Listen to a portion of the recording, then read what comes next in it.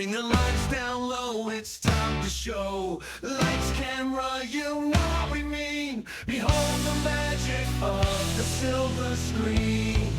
Some movies rock, some movies shock. They're powerful, alright. We cover them all on your favorite parts. So many movies we can choose. Even when you win, you lose. Life moves pretty fast. Some will fizzle and some movies last. I understood there would be no math. It's the 30-something movie podcast. Be excellent to each other. Please add a word to your mother. They're from the best decades. Movie magic that never fades. Lightsabers clash, phasers set to stun. Action packed from dusk till dawn. We have deep thoughts and questions free. Come share our love of the movies we see. Life moves pretty fast. Some will fizzle and some movies last. I understood there would be no math. It's the 30-something movie podcast.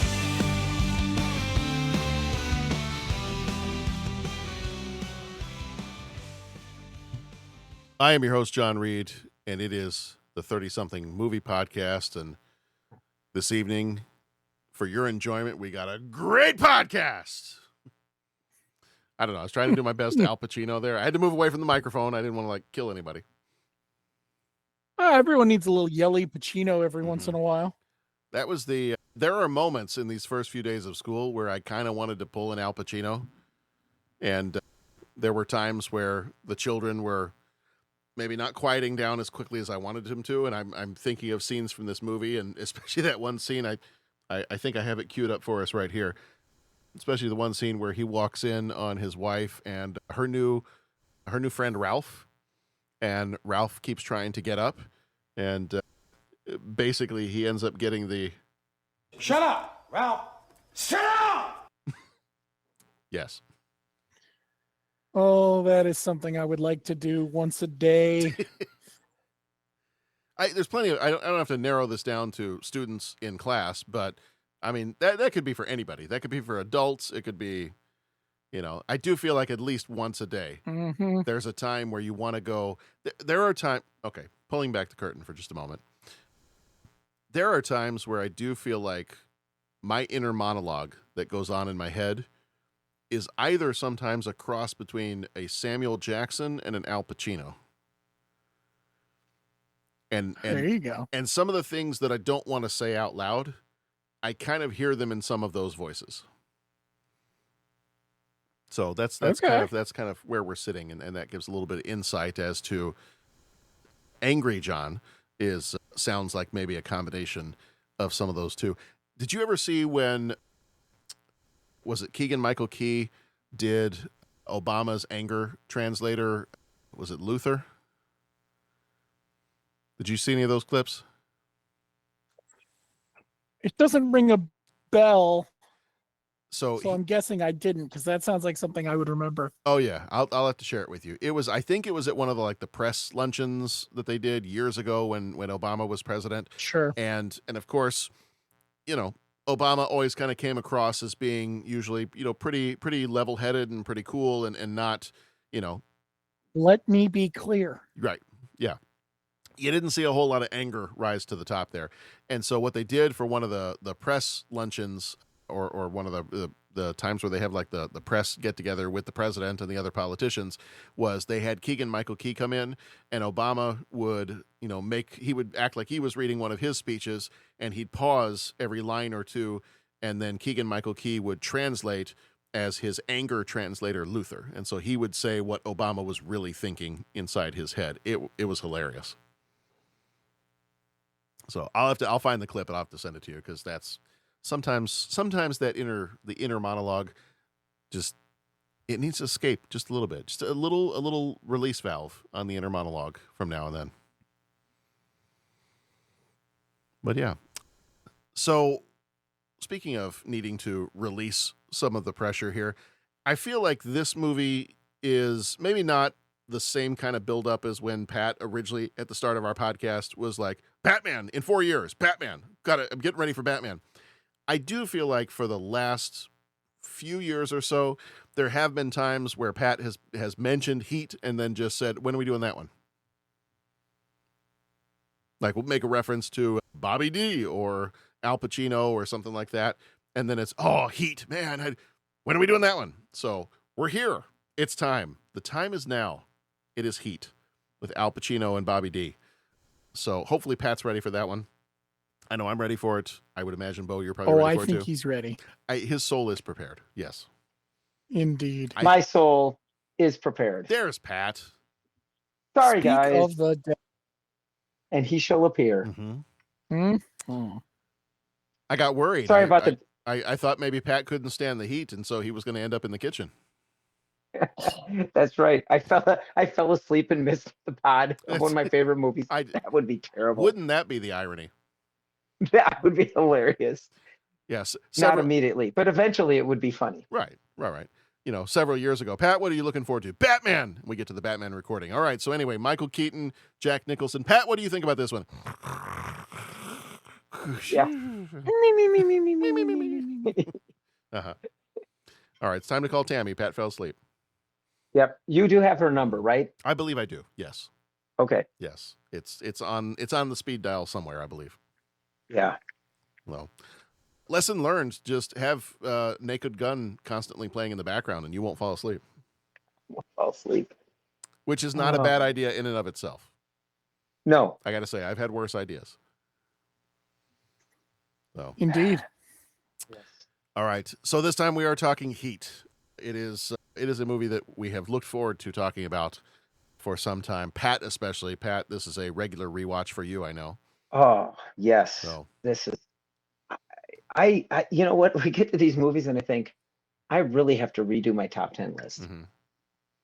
Well, we can redo, maybe next year we can redo the Get to Know Pat episode. And we can record a second one for you and a second one for Bo and a second one for me and a one for Dennis. One for Dennis, that's right. We'll record Dennis's. Yes. Okay, we can do Dennis's. Yes, let's all be Dennis together. It's like Muppet Man. It's just a bunch of us in a trench coat, and that's Dennis. Mm-hmm. Mm-hmm. Well, aren't we all Dennis? Isn't that just how it works? I thought you were going to say, aren't we all Muppets? Well, there's that, but I mean, that wasn't really up for debate, was it? From time to time. That's what we need is a Muppet episode. Mm-hmm. All the guys as Muppets. All right, I got to work on my Sam the Eagle voice if we're going to do an entire episode as Muppets. Did Strange With Strange New Worlds do a Muppet episode? Did they do a Muppet episode? They did. Yeah. They're going to. Season 4. They're going to. Are they really? Yeah. Oh, wow. Okay. All right. I really, really enjoy that show. There are a couple of times where they do some slightly weird stuff, and I'm like, okay. I mean, I'll give it a try. The Subspace Rhapsody one was hilarious. I did love it. That was amazing. Yeah. How many times have you been able to sing the word paradigm? Let's just give credit where credit is due. They wrote a song with the word paradigm in it. Less than half a dozen a year, typically. Indeed. Yeah. Mm-hmm. Yeah. All right. Well, I don't know that we can delay this any longer because I feel like there were several text messages from Pat. It's like, can we record now? And I'm thinking like, Pat, it's 2 o'clock in the morning. It's like 3 o'clock in the morning. No, we can't record this now, Pat. When are we recording this? Halfway through the workday. Are you guys ready? You ready? Let's record this. Is everybody ready? Is it today? No, it's tomorrow. Tomorrow, Pat. Well, that's okay. I can get 2 more watches in. There you go. Which I think you did. Did you end up watching it like 9 times in the last 2 weeks? Yeah, pretty close. Okay. I know it was 4 times in the last 5 days. Okay. All right. I don't hold on. It's now an appropriate time to do this. It was my understanding that there would be no math. Yeah. I feel like that gotta work that in at least once in every broadcast, right? It hasn't. I don't think it's come up in a couple of episodes. I feel like now is the time. So yeah, that was Mm-hmm. All right. So this one is Heat. We spoil freely here, so just be aware of that. If we start to talk about something, we mention a movie you don't want to hear about, just hit the little skip button maybe a couple times, and we should have moved past it. Make sure you visit our website, 30thewordpodcast.com. You can leave us a rating, leave us a voicemail. You can become a co-executive producer, just like in the movies. If you've ever wanted to be in movies, good luck. If you've ever wanted to help co-produce a podcast, you can do that too. And you can join us over on Patreon, and there are ways that you can help donate towards the show so that we keep... You can be an EP. You could, absolutely. You could be an EP of a small podcast. But you know what? Are there really... There are no small podcasts, John. Thank you. Only small men. Yeah. As I learned from Braveheart, some are bigger than others. Indeed. Mm-hmm. All right. Before we get going to talk about Heat, Pat, I'm going to try not to delay this too much longer, but it is the first episode of the month, so as quickly as I can, let's hop in the DeLorean.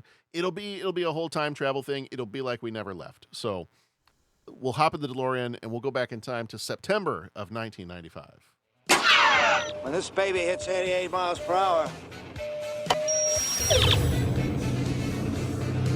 you're gonna see some serious.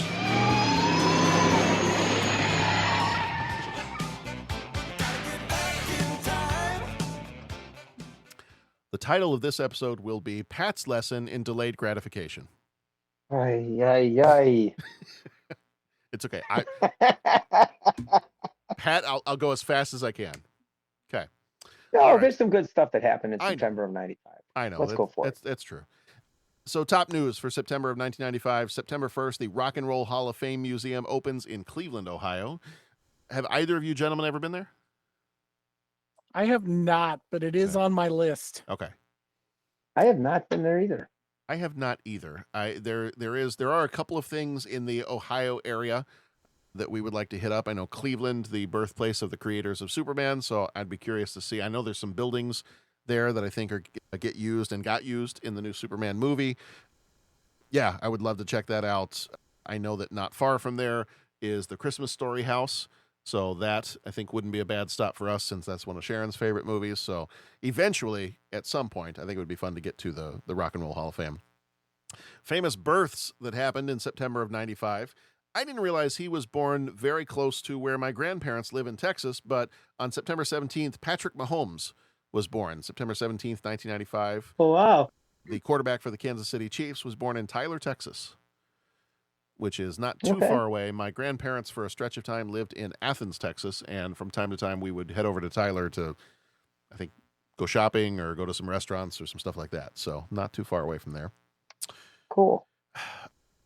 Okay, so this next one, I'm gonna read what I have here, and then I'm going to tell you something that I feel 12% ashamed of. Oh. Okay. I mean, I have inklings of shame. I have the concept of a shame. On September 19th, Orville Redenbacher, the American popcorn magnate, suffered a heart attack and drowned in his Whirlpool bathtub at age 88. Oh, wow. Okay. Where I feel slightly ashamed is that when I started to read that for the first time, my brain took out the word Whirlpool bathtub and put in bucket of butter. Oh, geez. Well, I mean, that's a thing. I don't mean to, I'm not trying to besmirch his memory at all. It just popped into my head. Yeah. Oh. Good grief. I'm sorry. Was that too corny for you, Bo? It was a little much. Yeah. Okay. That setup was pretty amazing, though. You got to give him credit with that. You know, don't criticize me until you've walked a mile to get to one of my jokes. Yeah, I mean, you know. Yeah. Until you've walked a mile in another man's shoes, your feet won't hurt as bad as they do right now. I don't know where we're going anymore. Top sports. Oh, so here's some fun. So in 1995, the NFL added the Jacksonville Jaguars and the Carolina Panthers. Oh. That's exciting. Less exciting for them is on September 3rd, they both lost their debut NFL games. So not a great start for either one of them, but that's all right. They might be doing fine now. I don't follow either one of them, so I don't know for sure. But then I feel like there's a whole group of people that won the next day, because September 4th, the cult TV series Xena Warrior Princess debuted. Right on. And I feel like there's a lot of fans. I only watched that show sporadically. And I think when I learned that on occasion Bruce Campbell would show up, I did happen to catch a few of the episodes here and there, but that was not one that was regular watching for me. Bo, were you a regular watcher of Xena? I caught a few episodes here and there. Okay. I was not a regular watcher of Cool. the Hercules of the time either. Oh yeah. Okay. So sure. they were sort of, companion shows to each other, if I remember correctly. Yeah. Yeah.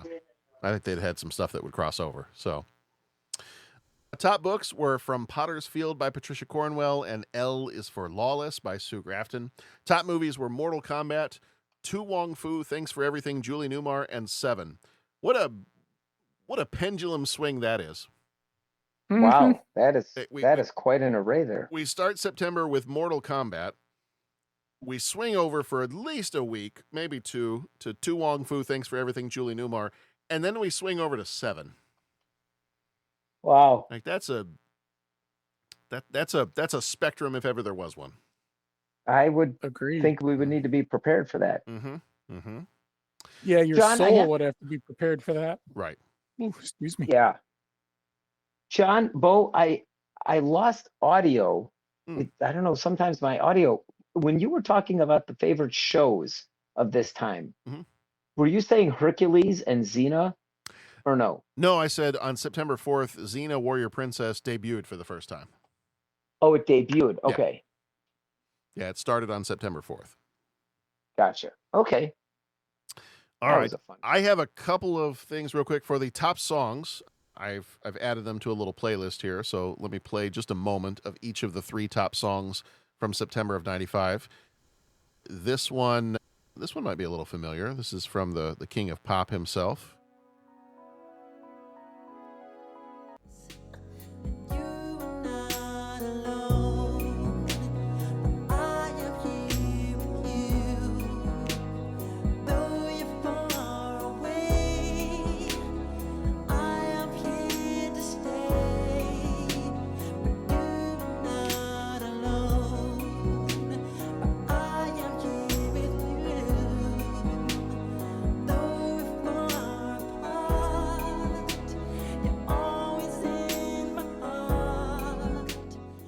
And the YouTube version of our show is over. Pretty much, yes.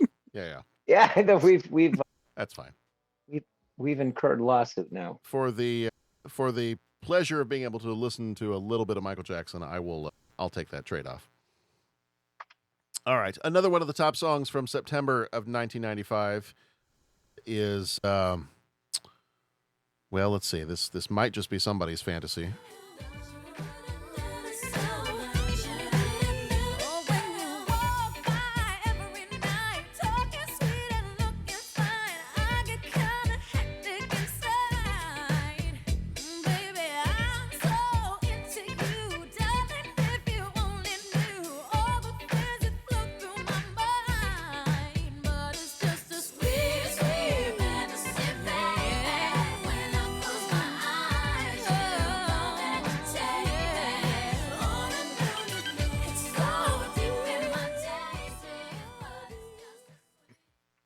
All right. And I mean, talk about a pretty strong month for top songs here.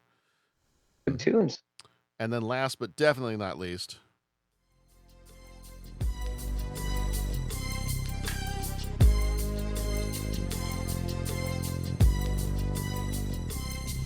As I walk through the valley of the shadow of death, I take a look at my life and realize there's nothing left. Cause I've been blasting and laughing so long that even my mama thinks that my mind is gone. But I ain't never crossed a man that didn't deserve it. Me be treated like a punk, you know that's unheard of. You better watch how you're talking. or you and your homies might be lined in chalk. Exactly. I'm sorry. That's the widest possible way I could have transitioned from that song to Well, Let me do it differently. I don't know. You could have or you gone and your even deeper homies into might the be lined in chalk. itsy white guy and gone, lying in chalk. Yeah. Am I the pistol smoke fool? Oh my gosh. All right. Moving on. Anyway, that is September We digest. 1995. Well, hopefully we do. September 1995. All good stuff. All right. Pat, the moment you've been waiting for, let's talk about Heat. It's time. It is time. December 15th, 1995. Rated R for violence and language. Approximately 2 hours and 50 minutes, about 170 minutes runtime. Michael Mann, he is the man. He also directed Thief and Manhunter. Michael Mann was also the writer for this. He did The Insider and Public Enemies. Producer, Michael Mann also produced some of the movies we just mentioned. A composer was Elliot Goldenthal. Cinematographer, Dante Spinati. Dove Hanig, Pascal Buba, William Goldenberg, and Tom Ralph were editors. Production companies were Warner Brothers, Regency Enterprises. The budget was roughly $60 million. Box office was $187.4 million. Flickmetrics gives it an 82%, pretty strong score over there. And then CinemaScore gives it an A-. Al Pacino plays Lieutenant Vincent Hanna, and he was in Serpico and Donnie Brasco. Bobby D. Robert De Niro played Neil McCauley. He was in A Bronx Tale and The Good Shepherd. Val Kilmer was Chris Shiherlis. I always feel like I'm going to say that name wrong. Did I get it right? Ankylosaur. Thank you. I think it's like you said. I think it's Shiherlis. Shiherlis? Okay. I thought I had it, but Ankylosaur. He was in Top Gun and Tombstone. I wonder if I could do a robot voice. Shiherlis. No, we'll work on it. We'll workshop that a bit and see what we can do. Shirtless. Shirtless, yes. Chris Shirtless, which is, I believe, the part he played in Top Gun. Yes.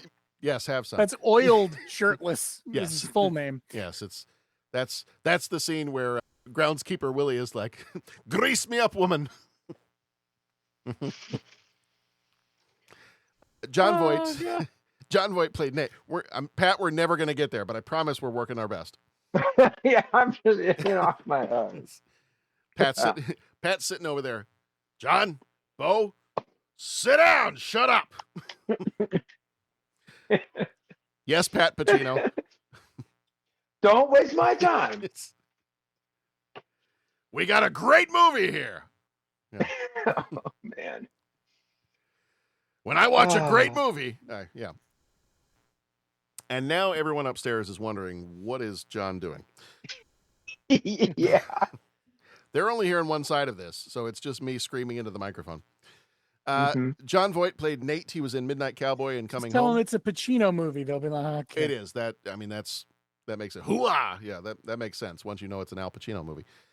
Tom Sizemore was Michael Chirito. He was in Saving Private Ryan and Born on the 4th of July. Diane Venora was Justine Hanna. She was in Bird and One True Thing. Amy Brenneman was Edie. She was in Unforgettable and Judging Amy, the TV series. Ashley Judd was Charlene Shirtless. Is that the one we're going with? I don't know. Yeah, I think so. It sounds fine. Double Jeopardy and Kiss the Girls. Mykelti Williamson played Detective Drucker. He was in Forrest Gump and Con Air. Wes Studi played Detective Cassels. He was in Dances with Wolves and The Last of the Mohicans. Ted Levine was Bosco. He was in The Silence of the Lambs and the TV show Monk. And Danny Trejo, good night, Danny Trejo. He played Gilbert Trejo, so big stretch there. He was in Machete and From Dusk Till Dawn. All right. I figure we could do a little bit of the trivia here and there as we go along with this one, because there's some really fun stuff. Like there's a couple of scenes in particular that I wanted to talk about just a little bit, and there is some fun trivia related to, like, for example, the shootout scene after the bank heist. So as we're talking about that, we'll throw in some of the trivia for that. But the synopsis for this one, and then we'll play the trailer, and then we will get on into our discussion here. In the hard-boiled streets of Los Angeles, master thief Neil McCauley and detective Vincent Hanna wage a quiet war of wits and will. Amid explosive heists and personal unraveling, their mutual respect and inevitable reckoning builds toward a cat-and-mouse collision where only one of them is going to survive. Heat. It's a gritty operatic battle of obsession, honor, and fate.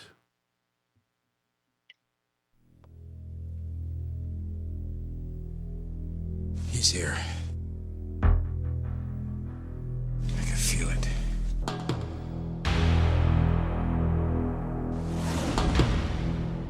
You search for the scent of your prey, and then you hunt them down. That's the only thing you're committed to. It keeps me sharp, on the edge, where I gotta be.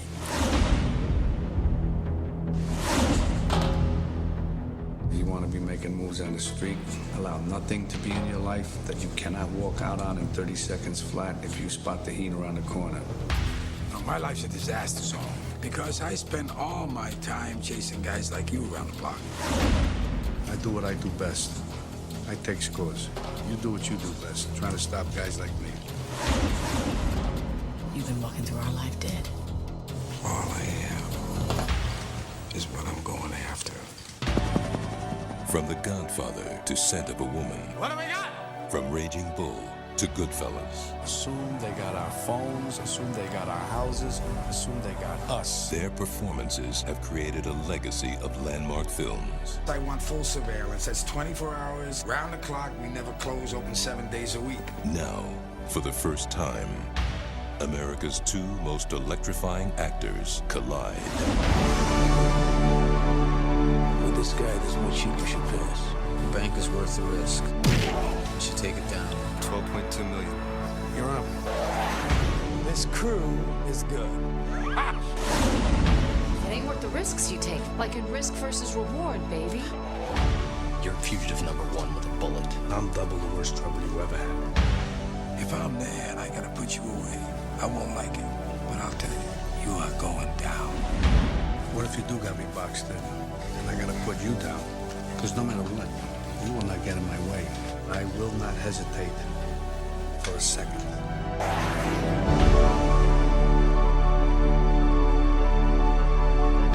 Al Pacino, Robert De Niro, Val Kilmer in a Michael Mann film. Heat.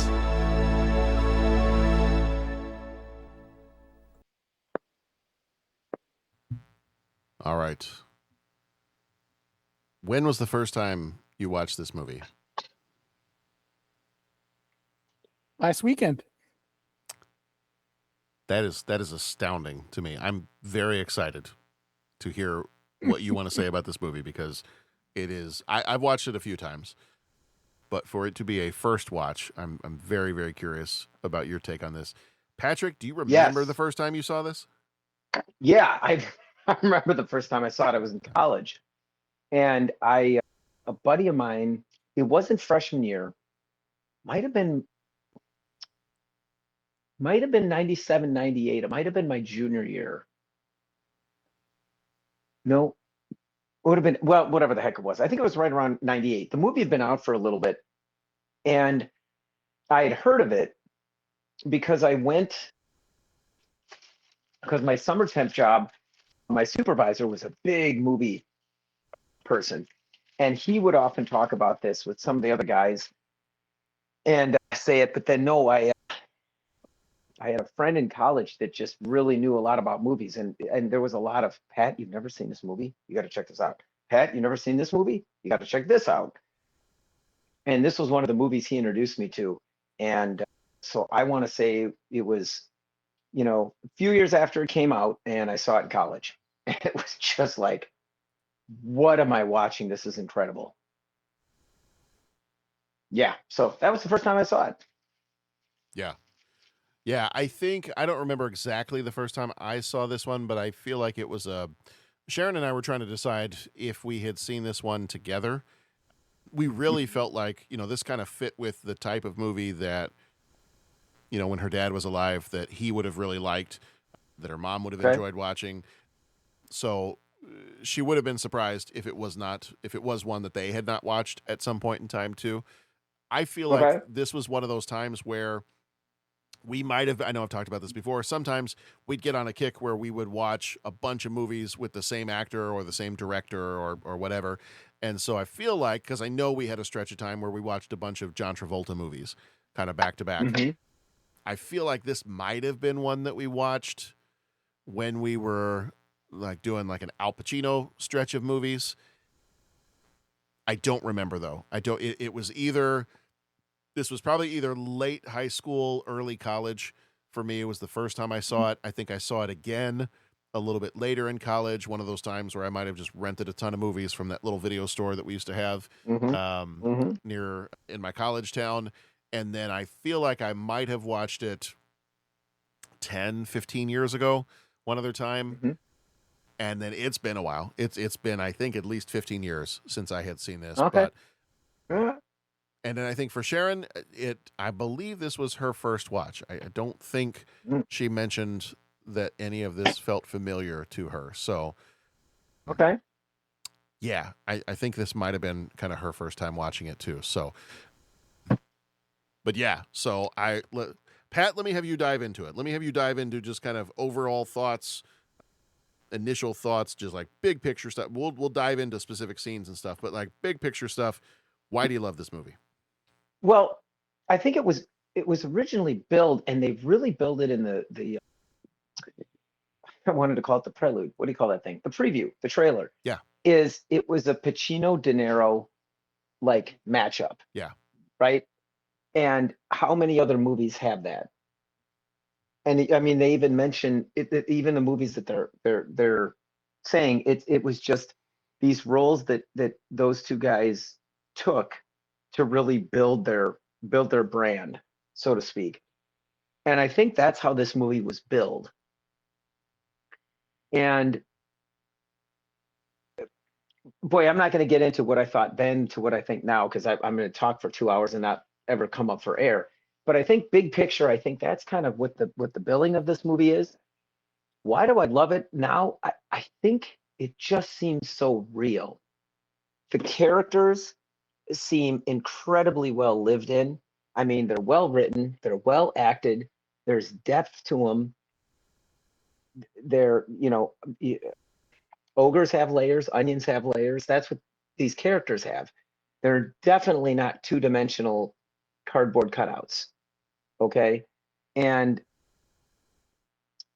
I really like that. The acting talent. I mean, you listed all the actors, but even the people playing like the co-starring roles and even the bit appearances are, are just packed with incredible acting talent, right on down to Natalie Portman playing the kid, So, I mean, right. They're well acted. The characters are well fleshed out. And there's a depth to the writing. Like there's so many subplots that when you read, they'll be like, okay, well, these characteristics of the movie were kind of a holdover from, this. There's one aspect that talks about, well, they say that in one version of it, Vincent Hanna, had a cocaine habit, was the way they described it, which is why he had some of the outbursts. There was another one that said, you see, like, I think it was the globe and eagle tattoo on, I think it's Neil McCauley's arm. Okay, so these guys were ex-military, and so there was that kind of storyline that it wasn't, they didn't necessarily take it out, but they just didn't explore it. But it's there, and it adds a depth and an interest and oh man, I wonder about these characters.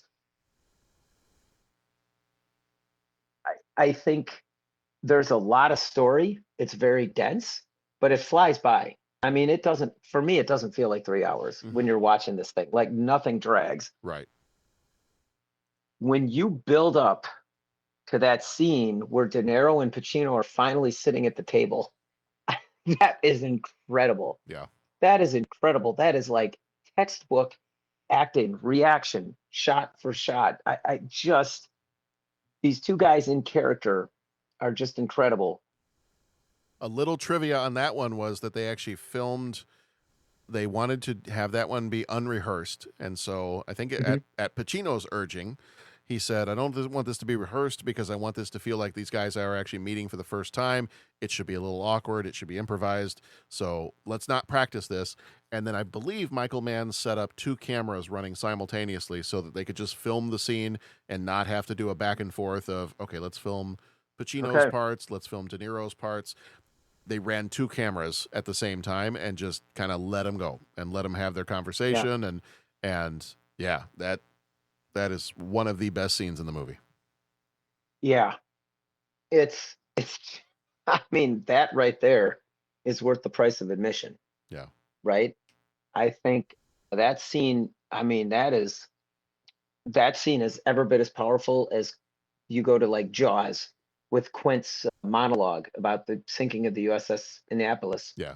Indianapolis. I mean, it's that this scene has as much of that in there, as much impact as that one. Yeah. The bank heist that goes wrong, and then you get that running gunfight. Yeah. Boy, that is, I mean, to say tense. I mean, I've watched it at least, that scene. I've watched that scene. I would easily put that at 100 times. Oh yeah. I've watched that scene. And I still get tense all the way from when De Niro walks into the bank and they have him walking into the bank and they just start that music loop. It's not even like a fleshed out song, but there's that music loop with that kind of rhythmic thing that just keeps going over, that pulse, that pulse, that pulse, all the way up to where Vincent Hanna takes down Michael Chirito. Yeah. It is such a tension building, just tense scene. And I think the movie really, he focused on realism. Nothing was shot on a soundstage Right. or in a anything. I mean, everything was live. I want to say that the gunshots were even, they didn't overdub those because he wanted it to sound like it would with that sound, and you can hear it, especially if you have a good sound system. You can hear just, man, that it's just painful, so almost sounding to listen to, and you hear the shots echo through the buildings, and there's just this, you can almost feel it, right? You hear it with the sound. And so I think that sound editing adds an incredible weight to it. And so, like I said, that whole gunfight scene is tense. I think it offers kind of a realistic type gunfight. I mean, you've got basically what amounts to 3, and then it drops down to 2 guys that are able to hold off an entire array of police officers with, large capacity magazines, well armed, and basically, I think they're both carrying AR-15s, and because Michael Chirito kind of gets split up from them, and they're able to move, and just basically keep everyone else pinned down. And it's an incredibly violent and scary, especially the world that we live in now, kind of as opposed to 30 years ago. It's a very scary scene. Trivia on that, and you might know that more. I want to say that they talk about how that, I've heard it called different things like cover and move or cover 2, or I might have it wrong, but there's a certain thing where basically they're kind of leapfrogging each other to get out of the way. Yeah. And it's I've heard that they've even showed it at some, in some military training capacity when they're trying to demonstrate something. They say that that's a pretty good example of how to move like that when you're pinned down, and how it shows that when you're running, you're not firing, but when you stop, that's when you fire and you cover one person. And that tactic, they use this as kind of an example as part of their teaching curriculum. And they want to point out there was the one scene where Val Kilmer was firing, 180 degrees back and forth. And it showed him fire one way, then fire the other way, then fire the other way, and run out, drop down, replace the magazine, and right back up. And they want to say that was, an excellent depiction of how that action should take place. So there's a lot of realism in there. Sometimes in action movies, you get kind of that whole like shaky cam thing, so it's like you kind of action, but you're not really seeing what's going on. This, like the way he blocked that out, it wasn't like a documentary, but it was just very clear. They showed you, like, you really had a good picture of kind of what was going on there. And I think it added to the terror of basically just like a combat scene. Yeah. And, again, I think it really, and again, it was really well acted. When Pacino sees it all kind of go down, like they're trying to just get the drop on these guys, and they don't want it to go into this. And all of a sudden, they see what happens, and there's gunfire erupting. And when Pacino starts running down the street, the look on his face is almost one of, this is spinning out of control. We got to stop these guys. And it's almost like his worst nightmare, which fits nicely because when he was at the dinner scene, that was his nightmare, right? Like he sees all these people that he couldn't save just staring at him. And so it was almost like, he was seeing that happen in real life. So that scene is incredible. Yeah. Just I guess I just keep rambling from there, but those are the high points of what just draws you in. And then, like I said, the A storyline, B storyline, C storyline, they really develop them all. Well acted and just complex, layered characters. Yeah. And the perfect example of why you need to have a well fleshed out, well acted, complex villain, right? Because that helps make that movie so incredible. Yeah.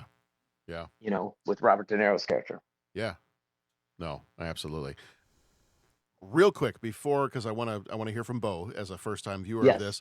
I did forget to go through and do our major moments, so let me run through those real quick so that we get a review of the plot for the folks.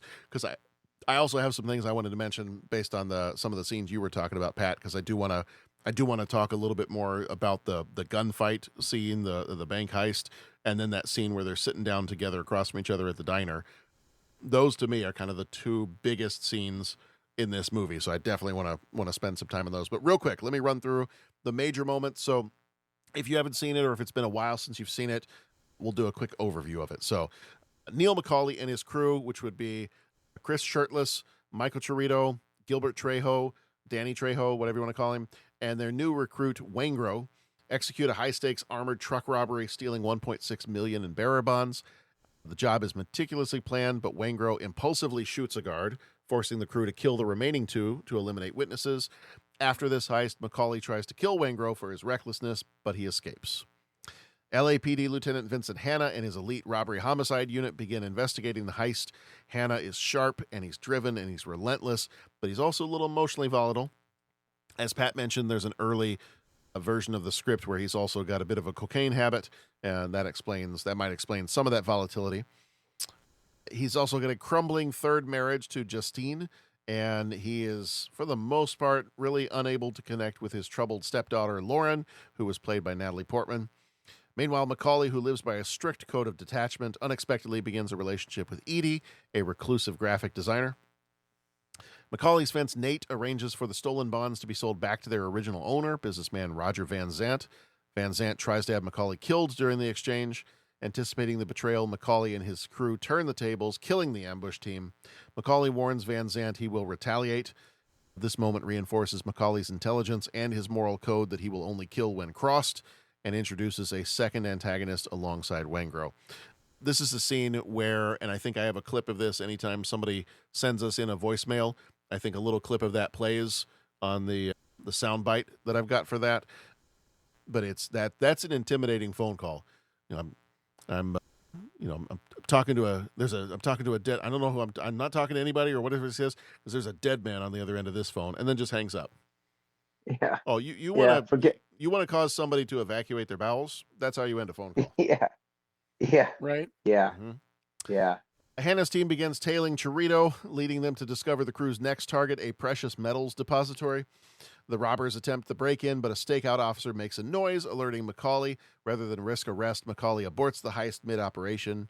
Hanna refuses to bust them on weak breaking and entering charges, so this kind of shows McCauley's discipline and his caution, as well as Hanna being strategically patient.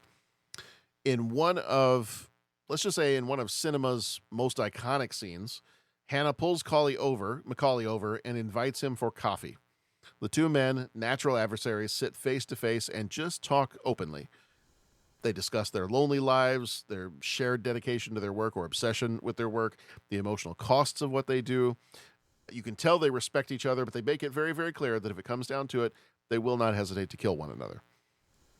This kind of defines that central theme of the movie, that it's these two men on the opposite sides of the law, bound by similar codes of honor, bound by similar ideas of obsession. The crew decides to go forward with the final job, robbing a downtown Los Angeles bank for $12.2 million. With Trejo backing out at the last minute due to a surveillance pressure from the police, Macaulay recruits ex-con Don Breeden, played by, I think it was Dennis Haysbert, as the new driver for that. The robbery is a technical success, but as the crew exits the bank, the LAPD intercepts them, tipped off by Van Zant's associate Hugh Benny. A prolonged, intense shootout erupts in the streets. Trejo and Breeden are killed. Shirtless is seriously wounded, and Bosco from Hannah's team is killed in the crossfire. Macaulay takes the wounded Shirtless back to a black market doctor and leaves him with Nate to recover. Suspecting that Trejo is the one that betrayed them, Macaulay goes to his home and finds him beaten and dying, his wife murdered, both victims of Waingro and Van Zant. Trejo confesses that he gave up the crew under torture. He begs Macaulay to end his life, and Macaulay obliges, shooting him in the head. This underscores the consequences of crossing the line in Macaulay's world, but also, I think, a little bit of mercy there too, even though it seems harsh to us. Enraged by the betrayals, Macaulay breaks into Van Zant's mansion, executes him. Meanwhile, Hannah arrests Benny and learns about Waingro's whereabouts. Hannah sets up a trap to bait Macaulay into making a mistake by targeting Waingro, hoping his emotional need for revenge is going to override his usual discipline. Perhaps if we taunt him again, he will become so cross that he will make a mistake. Maybe we should taunt him a second time. Oh, be quiet and go and change your armor. I did it again. This moment reveals that Macaulay is starting to unravel a bit. He's beginning to violate his own rule. The idea that he mentioned earlier in the movie, don't let yourself get attached to anything you're not willing to walk out on in 30 seconds flat. As Macaulay prepares to flee the country with Edie, she discovers the truth about his criminal life, but reluctantly at first agrees to go with him. Meanwhile, Shirtless attempts to reconnect with his wife Charlene, but is silently warned away by her because she's been turned by the cops, and at the last minute, she does give him a warning so he doesn't get caught. On the way to the airport, Macaulay learns of Waingro's location and, against all of his instincts, chooses revenge over escape. He infiltrates the hotel, kills Waingro, walks away, but only to be spotted by Hannah, triggering a final chase. At Los Angeles International Airport, Macaulay flees into the airfield as Hannah gives chase. They engage in a tense game of cat and mouse among the runways and the lights. Finally, Hannah outmaneuvers Macaulay and shoots him. As he is dying in Macaulay's final moments, Hannah takes his hand, acknowledging that they have a bit of a complex, respectful bond that they've formed, and the film ends on this kind of quiet, somber note, just underscoring the idea that there is a cost to obsession and there is a thin line sometimes between the hero and the criminal. All right. All of that being said, now we had kind of started to get into our deep thoughts a little early, but let's go into our deep thoughts. And now, deep thoughts. I have an opinion on this matter. Don't mince words, Bones. What do you really think? I like it a lot. Wow. It's very deep. Thank you. All right. So we started to hear initially from Pat. Pat's kind of big picture, what he loves about this movie. Bo, this is the first time you saw this movie, so take us on the ride of what did Bo think of this one? Well, having listened to you and Pat talk about it, part of me wishes that I'd had time to watch it twice. Because I do feel like maybe I can't appreciate everything that happened. Because as I'm watching it, even I'm like, okay, I want to see that again because there's so much going on here, not just in the story, because there's that, but some of the stuff you're getting from this group of actors is so strong. There's so much nuance to what's happening. Like a lot of the stuff when De Niro's talking about Pacino and Pacino's talking about De Niro, and the scenes that I really liked with Pacino and his team, like when they're sitting there and they're talking about they're being pulled off the chase and all of that. There's just so much happening that I'm not sure I processed enough of it. The interactions with him and the stepdaughter, there's so much there, and it's I mean, it's Al Pacino, of course. It's amazing. Who am I kidding?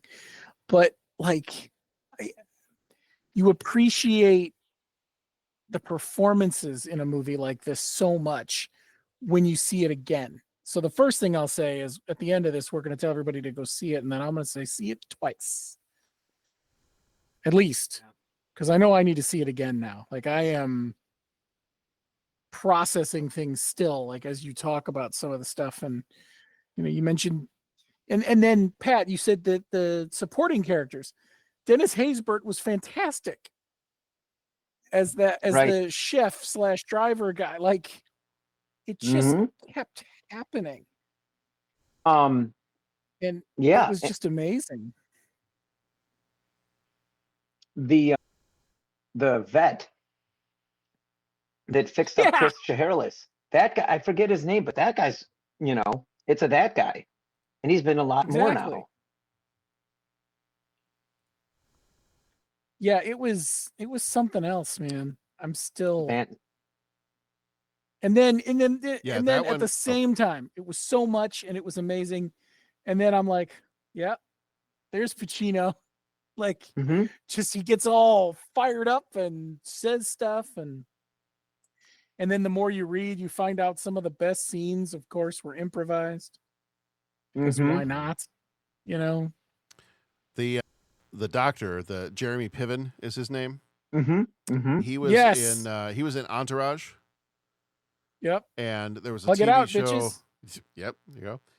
And then there was a TV show Sharon and I watched called Mr. Selfridge, which was really good. He was. I vaguely remember that. Yeah. Yeah, it was a British TV show. It was kind of like the actually real life story of the founder of the Selfridges department store in London. It was good. I think I don't remember if that was a BBC show or I feel like it was a British show, but I think it was like a PBS maybe. But anyway, yeah, he's good. I've seen him in a bunch of other things. He's good. But yeah, sometimes a bit of that guy. Yeah.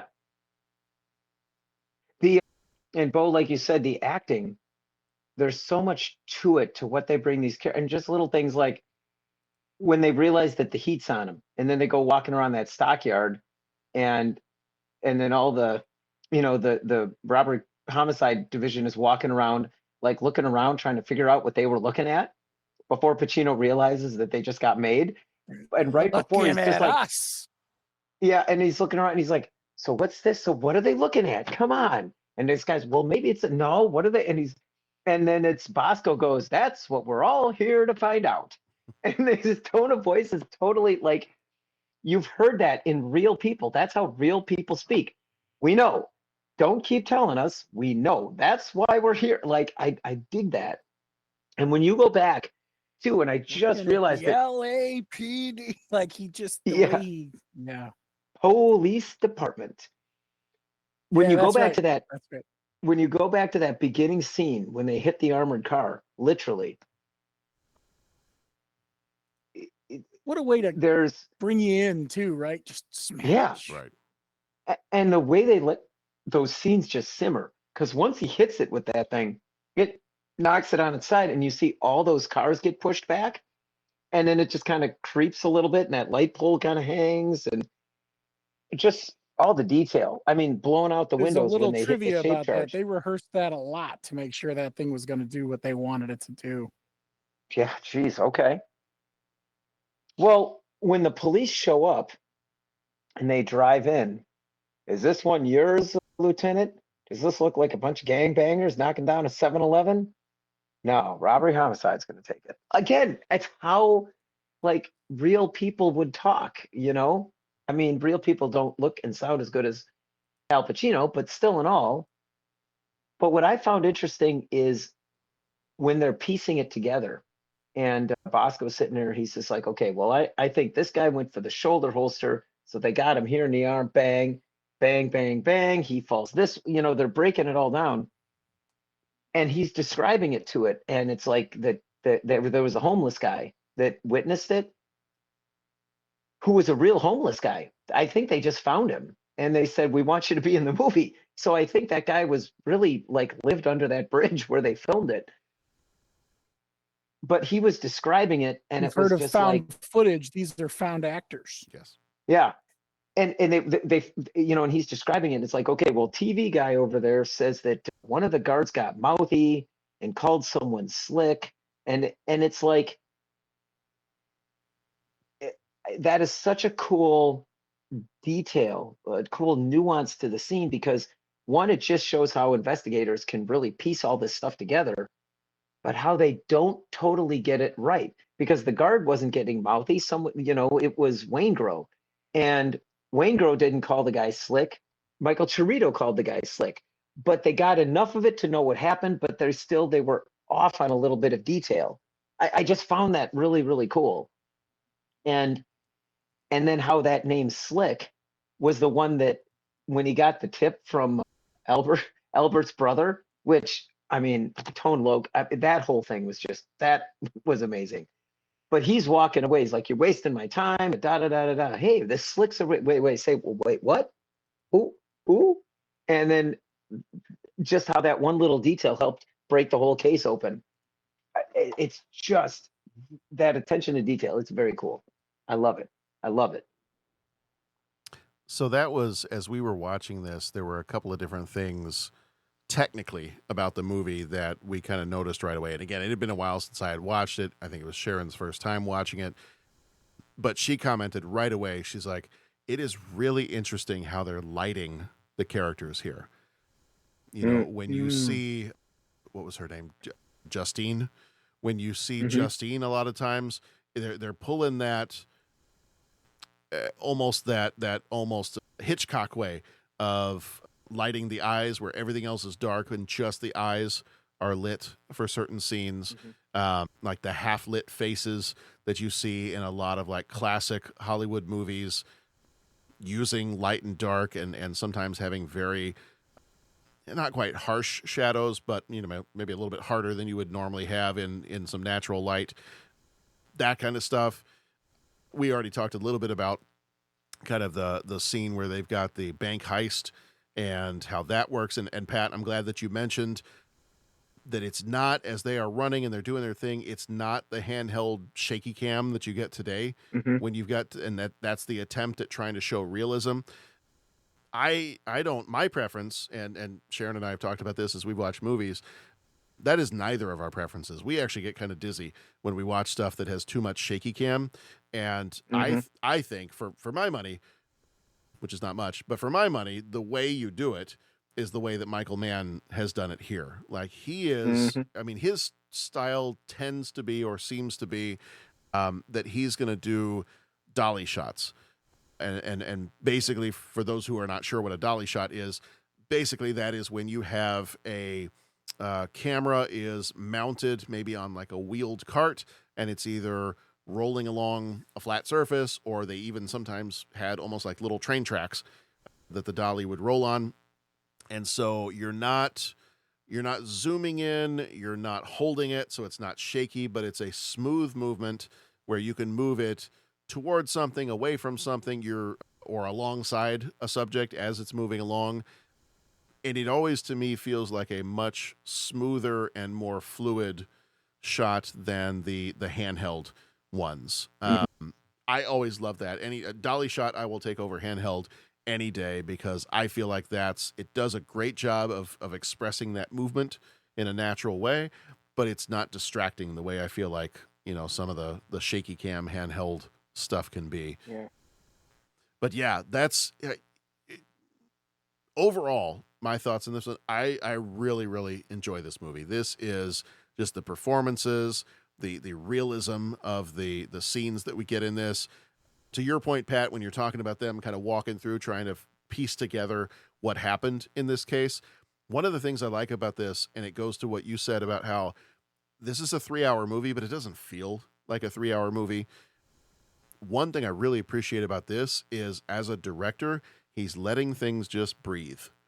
There are times where you have scenes where if it needed to, you could cut maybe a good half hour from this movie. You could probably cut a good half hour, maybe even 45 minutes from this movie, and it would still be a great movie. But one of the things that I think is done so well in this, and it makes you feel like even the most minor of characters is well developed, is in a lot of these scenes, it just lets it breathe. And there are times where it feels like for a moment, it's like, all right, I feel like in a normal movie, this is where the scene would have transitioned to something else. But now we're here for another 3 or 4 minutes. We're talking through some things. We're working things out. But I'm not bored. Like, I'm not bored. I'm not like, oh, come on, let's move it along here. It does a nice job of just, nothing feels superfluous. Nothing feels extra. Nothing feels like it's unneeded. Like I said, you could, if you wanted to, cut some stuff out. But I don't think that would do anything to serve the movie better.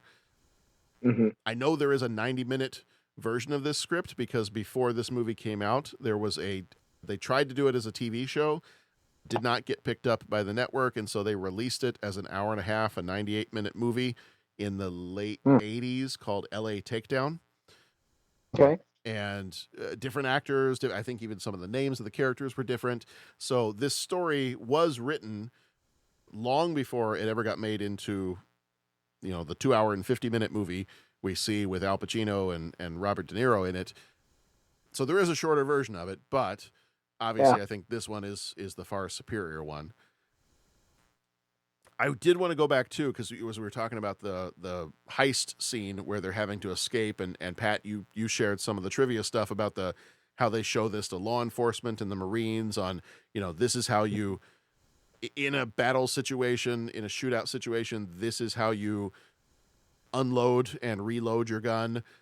This is how you retreat in an effective way. I know some of that stuff was listed in there. The other thing related to the technical side of this movie that I had read in a couple of different places, and I think found a YouTube video where one of the sound designers talked about it a little bit, was when they did this, pretty much, I think there might have been a little bit of work that was done on the back end to, I don't know, maybe add some bass to the sound or whatnot. But my understanding is they set up microphones outside, and when you're hearing the gunshots, you're hearing what was actually recorded on the street when they filmed it. And a lot of times that's not what would happen in a movie. You would film all that, and then they would add the gunshot sound effects and everything else in post-production. But in this, they took the actual sounds from filming, and in order to get them to sound more like real guns, they also did something a little bit different with the prop guns that they had. I didn't know this. My understanding is typically when you have a prop gun like that and you have the blanks that you would use instead of real bullets, those blanks they don't have as much gunpowder in them as, say, a normal bullet might. It's filled halfway or less than halfway. My understanding with this is they went ahead and put the full amount of gunpowder in there, so you're basically getting the exact same volume you would get from an actual gunshot. Just obviously there's no projectile that's coming out of the gun, but you're getting the same kind of volume. So I think that also lends itself to the realism of just the intensity and the sound, the audio of that whole scene. And it is, if I had to narrow it down to two big scenes in this movie, and there's so many great little scenes that you don't want to overlook them, but the two big ones definitely to me are the whole bank heist and the escape from the bank heist, and then that sit down that they've got in the diner when you've got the two men facing off against each other. But I think one of the strong things about this movie, and I mentioned it just a minute ago, is there is not even a minor character. You pointed out the doctor, the black market doctor that's kind of helping him out with Val Kilmer's character. There is not a small character in this movie. They develop, or they give room to every single character you see in this, to the point where there, as we joked earlier, there are no small parts. There are no small people. There are no small parts in this movie, and whether it's one of the spouses of one of the guys that's on the crew, whether it's Natalie Portman's character, whether it's Justine, whether it's even Ralph, who didn't think he was doing anything wrong, but he needs to just sit down and shut up right now, and he's not allowed to watch Hannah's TV at all. Mm-hmm. He's the dad from Terminator 2, isn't he? Yeah. Yeah. Amongst other things, Yeah. So I absolutely love this movie. It's an awesome movie, and the fact that you've got two powerhouse guys going at it in this movie, but then they're also surrounded by just such an excellent group of actors, and the director that gave everybody the room to do what they needed to do, gave the movie the space to breathe a bit and not be afraid to go over that 2.5 hour mark. I think it's definitely well worth the price of admission. Yeah, I can't see trimming anything. Yeah. Like I can't. Like I want to go back and watch the deleted scenes again to see, but like I mean, I think they've cut this movie perfectly for what they're trying to tell. I don't think you can lose anything. Speaking of that, and I think I can't remember whether we recorded this or we were just talking before we started the recording, but Hank Azaria's in it. Uh-huh. And he plays Charlene Shaharless's affair partner guy there. And, there's a funny scene where Pacino walks in and he's, he realizes they've got him, and he's like, man, why did I get messed up with that girl, and all that. And Pacino has that outburst that, we're trying to keep it family friendly, so I can't repeat the whole thing. But I got it right here, Pat. Here's the one you're talking about. Why'd I get mixed up with that? Because she got a great and you got your head all the way up it. Jesus. When I think of woman, something comes out of me. So, no big thing. All I want is her husband and his whole crew. yeah, that scene. I want to say that a lot of that was improvised by Pacino, and that whole thing. When you look and he has that outburst, and the Hank Azaria's character is like looking at him like, what the heck? That they didn't know Pacino was going to do that, and that was legit Hank Azaria looking at not Hanna, Vincent Hanna, but looking at Al Pacino going, what are you doing? And I think he even says something in the movie. He's just like, what? Yeah. And that's when Pacino's, kind of, okay, I'll talk to you a little bit. He kind of helps him get through the scene. But they said Hank Azaria was like completely just like, what is going on? Like, this guy has just gone crazy. And I mean, wow. I mean, that's a level of, well, and you, like you said, the meeting between Vincent Hanna and Neil McCauley was a lot of improv. It was just, hey, you guys just talk. And wow, that was pretty cool. And a tour de force for those guys. So here's a question, and I want to pose this question to Bo as a first-time watcher of this movie. Mm-hmm. And I want to ask this, but I want to ask this in a way, I'm not trying to make it weird or funny or anything like that, but there was a part of me that as I'm watching this movie, I'm getting a strong sense that this, and almost jokingly, because this is what my dad would always say, anytime he wanted to go see a movie and my mom or somebody else didn't want to see it, he'd be like, oh, you're going to love this one. It's a love story. And then he would make up some way that movie was a love story. I think Gladiator was the first one he pulled that on. And he's like, yeah, we should go see it in the theater. You'll love it. It's a love story.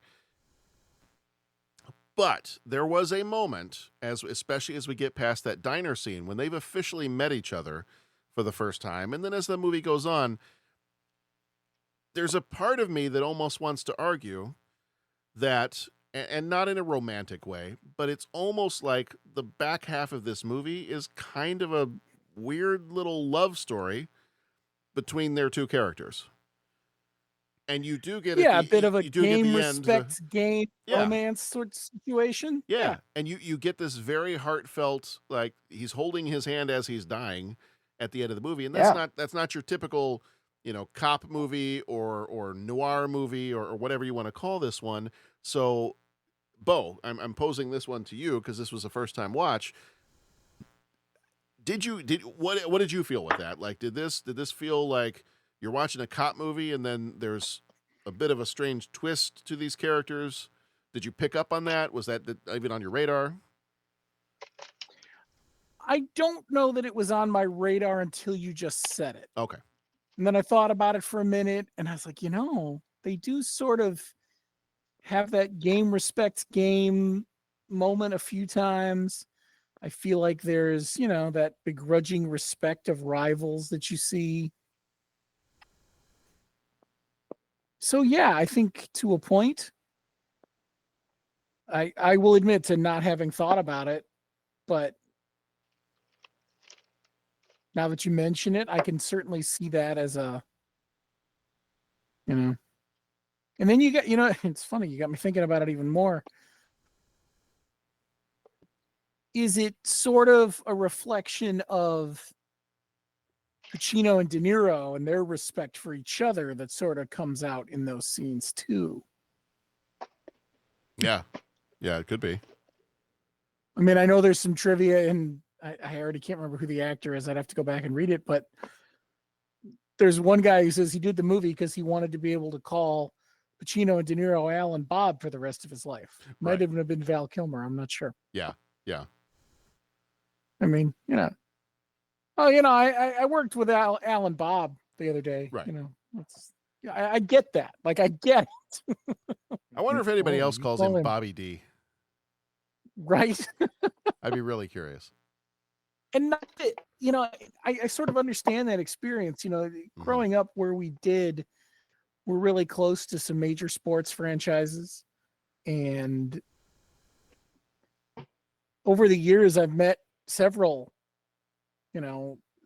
basketball players, a lot of football players, not as much baseball, oddly enough, but, and I worked in food service for a while in the area. And so they'd come in and you'd get to know these guys, not like well, but you'd know them well enough that when they come in, you'd say, "Hi, Bill," instead of "Hi, Mr. Cartwright." You know what I mean?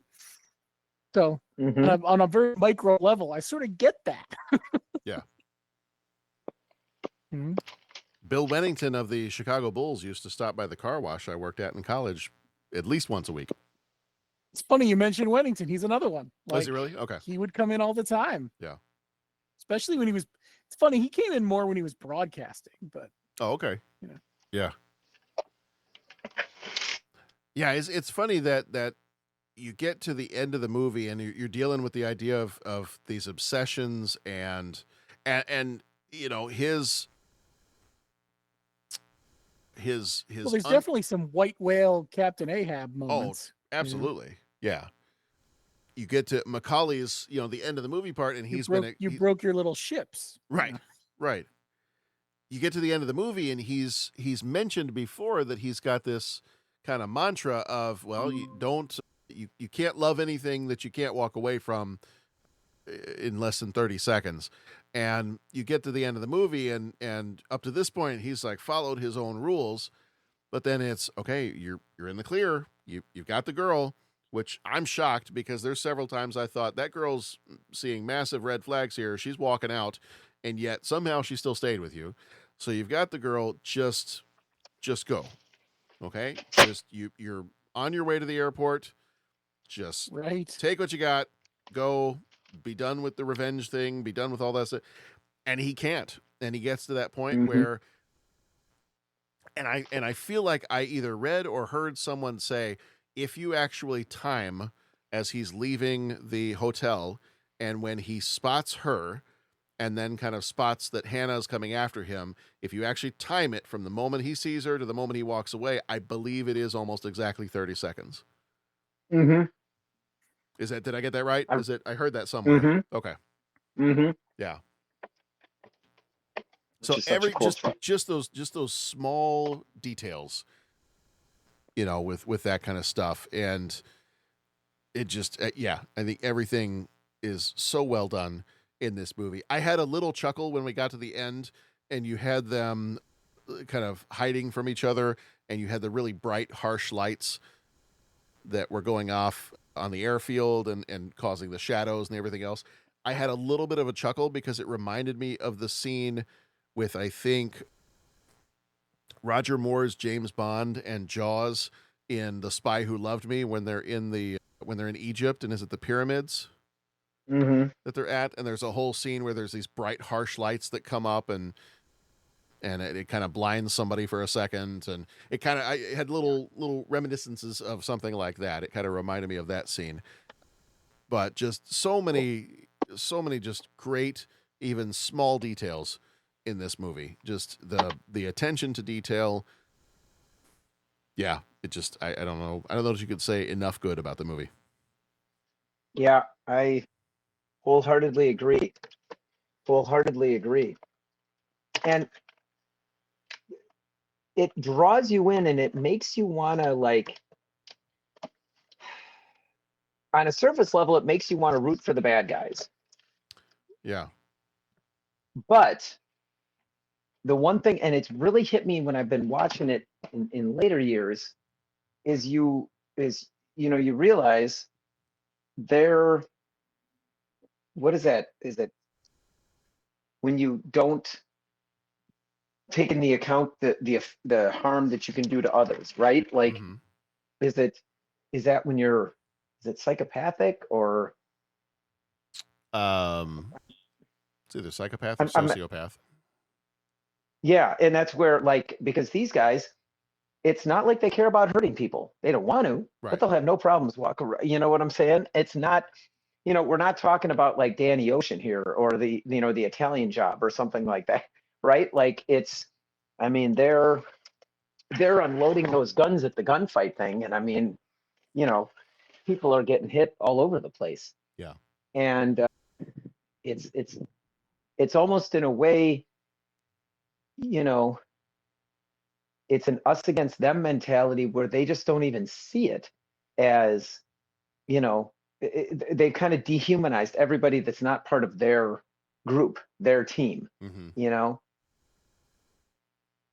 it's incredibly scary. Yeah. But it just adds a depth to those characters, because the way it's written, they kind of want, you kind of want to root for those guys. Hey, it's this team versus this team, right? Well, not quite. Those guys are pretty bad. I mean, the shootout when the Michael Chirito character is running and grabs the kid to be the human shield. Right. I mean, that's like, whoa. Right. I mean, that just went to a whole new level. Right. Enough said about that. And it's like he didn't, he's got kids himself. Chris Shaharless kid, that's like a focal point of the movie. He loves his son so much. Like, he's like, you're not going to take my kid away from me. It's like that whole thing. And then here are these guys, he just, without even thinking twice, he sees the police and just opens fire with that rifle. Right. How many hundreds of bullets just, well, maybe not hundreds, but in that first salvo, how many dozens of bullets did he just go sending into, at the police, but then everybody behind them. And, he's got his kids when they're at dinner. Michael Chirito's got his kids, and he's like, hey, what do you think of that? Okay, yeah. And he's got his kids, and he's kind of like the happy, crazy dad. And then in this, like, he grabs that kid, come here, and I'm going to, hoist you up and use you as a human shield. Right. Yeah. The movie's got some the nuance part too. The movie's got some pretty cool, like, looks, that these guys give when they're trying to figure out what to do with Waingro. Which is an aside, I was just reading a late trivia thing. The guy that played Waingro, I guess, went to prison for a couple of years. I saw that too, yeah. After the movie was made, and all the other inmates started calling him Waingro. Yeah. But when Waingro hops up in when he hops up in the truck, And they're sitting there talking. He's like, yeah, if you know, this is impressive. If this is good, I might even consider going again. You're a real tight group, aren't you? And he's talking, and then Chirito's like, hey, do me a favor, Slick, stop talking. Right. And at that, he pulls off his glasses and glares at him. And you're kind of like, whoa, this guy's pretty soon. Like, man, this guy's going to tear his head off. Like, oh, this guy's kind of a scary dude. And then Chirito stops the truck and just kind of looks over at him. Totally does not care. Totally not scared of him. Totally not intimidated, and just big dogs him with another look right back. It's just like, I don't know about you, man. I might have to kill you. Like, that's what the look says. And it's just like, these guys aren't even saying anything, and you're getting just the way they look at each other says so much. Right. Right. And then later in the diner, when De Niro smacks his head against the thing, and he's like, yeah, we gotta get rid of this guy and all that. And the diner, that's the guy eating a couple places down, kind of looks up to see what's going on. And you just see Michael Chirito, I forget the actor's name, but you see the Michael Chirito character just kind of lean over and glare at him. Yeah. And you talk about letting a scene cook. Michael Mann let that cook, and it's just like, and the guy looks up, what's going on? He's getting glared at. Okay, I'm just going to look right back down. Yeah. It's like, I mean, again, those scenes they're so small, and they're featuring, like, co-stars and all that, but holy moly, I mean, there's really, really well done. Yeah. The actor's name you're looking for is Tom Sizemore. Yes. He was in Saving Very Private Ryan. young Saving Tom Private- Sizemore. Yeah, Saving Private Ryan, Black Hawk Down, bunch of other Harley stuff. Davidson in the Marlboro Man. Yeah. Yeah, I just it was on the tip of my tongue. Yeah. But yeah, the looks he would throw back. That one with Wayne Grove, I actually rewound that a couple of times when he hops in the truck and Wayne Grove looks at him like, he pulls off the glasses after he calls him Slick. Yep. And then Tom Sizemore just looks back, and he's just totally not intimidated at all. Just, yeah. Yeah. It's fun stuff. I mean, it's just really fun stuff. Yeah. All right. Before we head into 3 questions, any final thoughts? Anything you want to leave the people with when it comes to Heat? Well, I personally, I've gushed too much about this movie, and I'm sorry if I kind of sucked up all the oxygen and didn't let you guys say enough. The only thing I'd add on is I read that there was a sequel book or a sequel story. Yeah, you were telling me and about it that. was, yeah, and Michael Mann co-wrote it. I forget the author's name that wrote with him, but it's at the same time a sequel and a prequel. It came out a few years ago, and I picked it up from the library last week, and I've as much as reading as I get with the start of school, I've been reading it, and it's a fascinating book. It's really, really cool. It's called Heat 2. Yeah, Heat 2 Electric Boogaloo. Yes. Yes. Indeed. Michael Mann and Meg Gardner. Okay. And there is an article here that I was able to find just now that says he has handed his Heat 2 script to Warner Brothers as of March of 2025. Mm-hmm. So there's a possibility that there's a Heat 2 in the future. So you're saying there's a chance. You're saying there's a chance. Yep. All right. Excellent, excellent movie. Can't say enough about it. It's time to go into 3 questions. He asks each traveler 5 questions. 3 questions. 3 questions. It's impossible to answer. Impossible because you don't know the answer. Nobody could answer that question. I want to ask you a bunch of questions. I want to have them answered immediately. What you just said is one of the most insanely idiotic things I have ever heard. At no point in your rambling, incoherent response were you even close to anything that could be considered a rational thought. Everyone in this room is now dumber for having listened to it. I award you no points, and may God have mercy on your soul. All right. Number 1. So that was almost a little Al Pacino there. Number 1. That was well done. Well done. What's the most intense cat and mouse showdown in movie history? And does the Pacino versus De Niro diner scene top it? So obviously, if you choose this movie, it does not top it because it is it. Yep. As the kids say, it is him. But yeah, what's the most intense cat and mouse showdown in movie history? I narrowed mine down to a couple. I think I know which one I'm going to choose. I'm pretty certain I know which one I'm going to choose. But I had trouble. There was a couple I had to narrow this down to. I'm going to go with my top choice is The Fugitive, Dr. Richard Kimball and U.S. Marshal Gerard. I didn't kill my wife. I don't care. I don't care.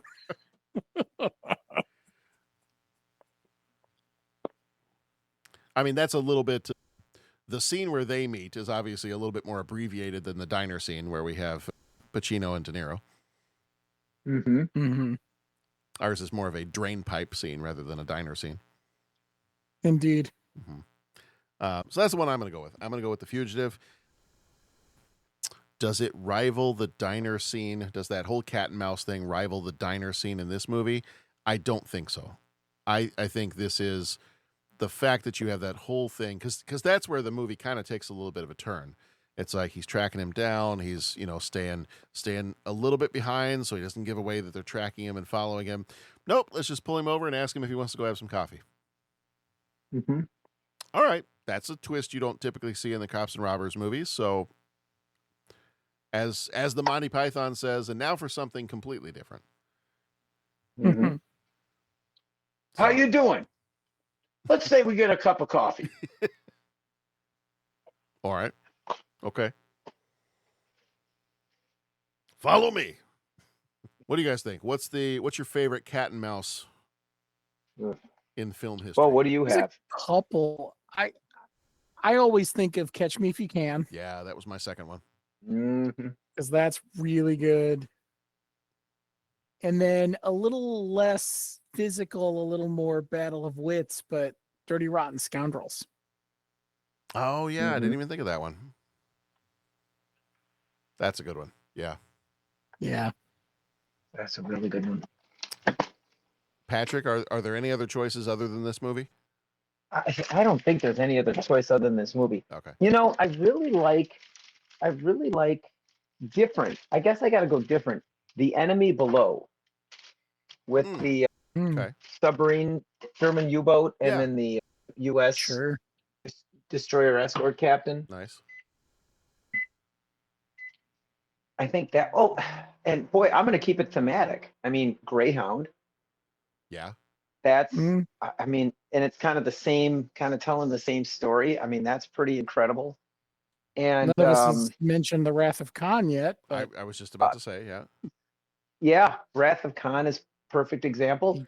He and tasks I mean, and even that original series episode where they meet the Romulan. Balance of Terror. Yeah. And if you're going to bring up Balance of Terror, you've got to bring up the Strange New Worlds episode where they remapped Balance of Terror. Mm-hmm. See, now I'm really a lot of submarine movies are they're built for cat and mouse games. Now you've got me mashing up this movie with Wrath of Khan, and we've got the scene. There you go. We've got the scene where he's about to walk away from the girl and walk away from the car, and it's like, "Are you going to be able to stay? Can you walk away from your revenge?" And then you cut to the scene from Wrath of Khan, where he's just said, "Raise the shields." I can't. Raise them. Raise them. I can't. All right. Question number 2. If you had to... Oh, go ahead. I'm sorry. My audio lost, so I don't know. Did my answer get cut off? I was rambling anyway. No, I mean, I think you mostly gave your answer. Yeah. Perfect. Okay. Yeah, my audio's been acting up. That's all right. Sorry. You can edit that out in post.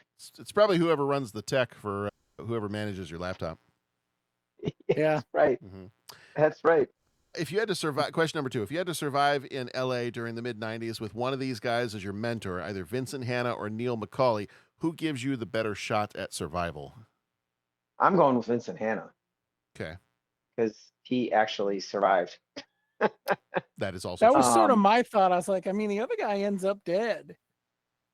It's like all the people who make comparisons to Butch and Sundance, and then you have to go, yeah, but they both died. But they died, Mr. Coach Klein. You're right. I mean, there's something to be said for Macaulay getting away with it all those times before he got caught, but in the end, he still gets caught. Yeah. Yeah. I think if you follow his advice to the letter, Macaulay may be the better choice, because I think ultimately when you look at the two of them, I do think that Macaulay is the smarter of the two.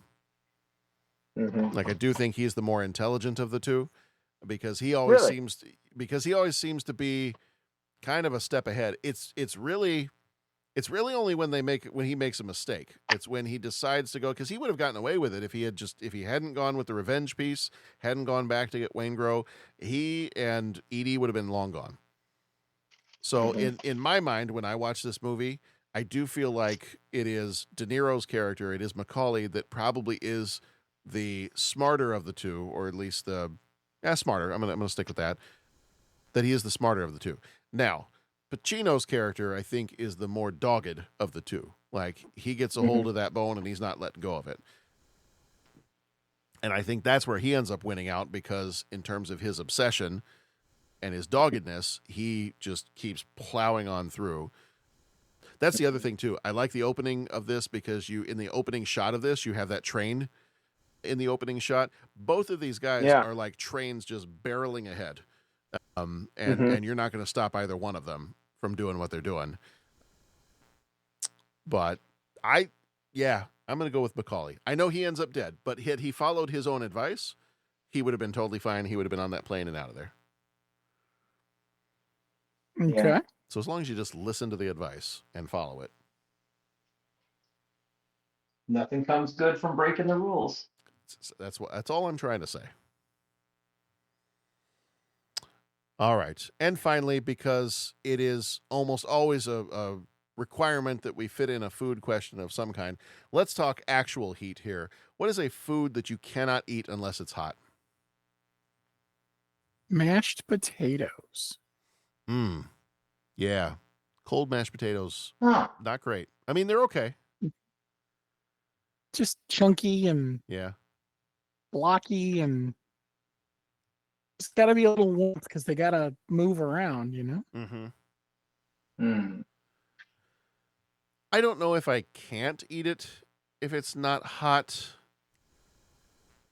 but I think a sandwich. I much prefer a warm or hot sandwich to a cold sandwich. Oh, really? Yeah. Interesting. Yeah. I mean, I'll eat a cold sandwich. It's fine, but I think I much prefer a hot or warm sandwich. You know what? One thing that I would not eat if it was not warm or hot, biscuits and gravy. Oh yeah. I would not do cold for some of the biscuits and gravy. same reasons. Like, it would get the texture, and the gravy would do things that I don't know if I want to know that gravy does. On occasion, staying at a hotel, if they've got breakfast, I'll go down and get some breakfast. And the one time I've regretted having hotel breakfast was when the biscuits and gravy were cold. Yeah, that's unpleasant. Yeah, hard situation. But yeah, sandwiches. I much prefer a warm sandwich. Like I said, I'll have a cold sandwich, but I think I much prefer a warm sandwich to a cold sandwich. You just made me think of one with your biscuits and gravy. Chinese food. Oh yeah. When it sits in that sauce and the sauce comes out like a jelly before you heat it up, like that texture, just no bueno. Gotta heat it up. Gotta melt that sauce back to a sauce. Good call. Good call. Because it makes me think of what that sauce must be made of to do that, and I just for it to congeal in that way. It's best that I don't think about that. It starts to look like that material when you're watching Mythbusters and you know that they're going to fire a bullet through a fake head, and that's the material that it looks like. Yeah. I was thinking of that. Shouldn't look like ballistic gel. Yeah, no. Yes. When your Chinese takeout looks like ballistic gel, it's time to go. Yeah. I was thinking of Odo when he met that other changeling that hadn't figured out how to form yet. Oh, sure. And so that's kind of what I was thinking of is, you might be eating a changeling. That's also true. Lovely. Well, you're becoming one with the great river. Yeah. Yeah. There you go. Well, the great river's becoming one with me, so I don't know. I am one with the force, and the force is with me. I don't know if I could eat cold soup. Oh, not a vichyssoise fan? No. Every once in a while, a vichyssoise is pretty good. I don't know. But I could eat cold mashed potatoes. Not cold gravy, but I could eat cold mashed potatoes. What's the other one? A gazpacho? Yeah. Yep. Yeah. Gazpacho and vichyssoise. I mean, it's just fun to say vichyssoise, but exactly. Vichyssoise was a staple of Grandma's Christmas Eve spread. It was Christmas Eve was always kind of laid back for us because Christmas Day was the big dinner, right? So Christmas Eve was often sandwiches. Okay. And vichyssoise. Really? Oh. Mm-hmm. Because that way, Christmas Eve was like our big present thing. It was when the whole extended family would get together. Yeah. So we're talking 7 kids, 12 grandkids, it was 30 plus, right? Well, a sit-down hot meal for 30 plus is daunting. So the theory was always cold stuff. That way, when you're hungry, you eat. You're not trying to keep everything hot. You're not trying to get everyone together to eat at the same time. You just, you do what you do. So cold things. All right. Okay. Yeah, I'm maybe on that bandwagon too. Is the cold soups? I don't know that I could have a vichyssoise or a gazpacho on my list because soups in my belly got to be warm. But this was a hard question. I'll be honest with you, because there's a lot of stuff I'm like, yeah, there's times I just got home, it's been leftovers. I didn't want to wait the 3 minutes to heat it up. I'm just gonna eat it here. Yeah. For a lot of things that I'm thinking of, like, yeah, I'll eat it cold. Yeah. Like I don't have a problem with cold pizza. I know some people don't like cold pizza, but I don't mind that. Oh. Yeah. Every now Sometimes pizza cold is better. Mm-hmm. Yeah. That's a whole thing. That's a whole other kind of meal. Yeah. Is the pizza sauce takes on a completely different flavor profile when it's hot versus cold. And on a pizza where the sauce is a strong flavor and can overpower the ingredients, that happens less when it's cold. So a slice of pizza, I have feelings about this. Clearly I can tell. I'm taking notes. We're now gaining a ton of listeners right now because people love it when we talk about food. I have been told specifically by our friends in Oklahoma that they would listen to an entire podcast of us just talking about food and the food we eat here in Chicago and all those. So please go ahead. Oh, well, then here we go. Like if you get a well done sausage pizza with a good fennel sausage, the flavor profile completely changes when it's cold because the way the sauce doesn't overpower, it's crazy, the difference. Yeah. That does sound good. When I think of a pizza cold, something comes out of me. That pizza's got a great sauce. You can Al Pacino anything. I'm convinced. Oh, if you think about it, you certainly can. And the other thing that it's funny, the people who don't like the cold pizza, you know what I think they don't like? It's the congealed cheese. We were just talking about the congealed sauces. Well, I think some people, when the cheese does that thing it does when it's cold and congeals into like a slab. Yeah. I think some people no likey. I think anytime you use the words congealed and slab with any kind of food, you're kind of you're knocking it down a few pegs. Pushing some buttons there. Congeal. Yeah. Congeal. Yeah, I don't want my food congealed. That's fair. Yeah, the only con I want is chili con carne. I don't want it congealed. Carne. I know. I'm causing problems here. We're turning into it's about the hour where we start to turn into the Homer Simpsons and the forbidden donut. Oh. Eating after 11, not good for me, but so good. Oh, the Homer Simpson is the worst kind of gremlin. Indeed. Because you can't feed him after 11 or 1 or 2 or 3 or 4 or But he'll walk backwards into a hedgerow like nobody's business. Right. Yeah. All right. Well, I think we've covered this amazing movie. We've covered our reactions to it. We've shared some amazing thoughts on food with you here tonight. I think we've covered pretty much all the bases you can possibly cover with this one. I'm not sure that there's plenty more we could say because it's an amazing movie. But I think we've done good work. I think we've done good work here. I think I would say see it. Like, I am not usually the one to say see a movie a second time. Sure. Right away. But this one, there's a lot happening that needs to be. There are depths that need to be plumbed. Agreed. The Heat Minute. We should do the Heat Minute podcast. So as I was looking around, I will tell you there is a Heat Minute podcast that already exists. Oh, there you go. So I'll see. Our job is done. I'm going to listen and order some cold pizza. I was going to tell you. Right. I will send you the link to it because I'm like, okay, I don't have time to listen to it before we start recording ours because each of their episodes is like half an hour to 40 minutes on each minute on each minute of the movie. I'm like, okay, that sounds like one of the next things that's going in my podcast queue because I'll do a Heat Minute podcast and that'll take me through the next few months. Heck yeah. Hours would seem like days. If we're going by the book, yes. No. All right. That's going to do it for this one. That's going to do it for Heat.